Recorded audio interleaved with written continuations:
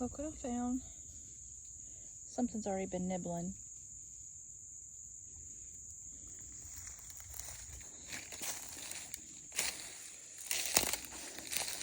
Came from that tree right there.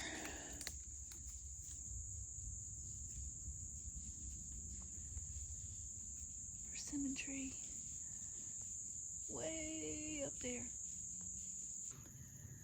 The thing about persimmons, if you don't pick them up pretty quickly after they drop, they're just so sweet and they're so soft.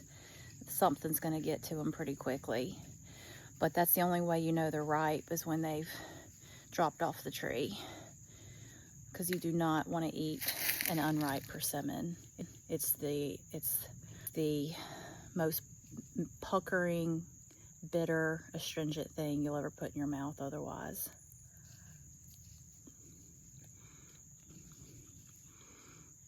Not bad. It's just really, really sweet. Yummy. Nature's little forest snack.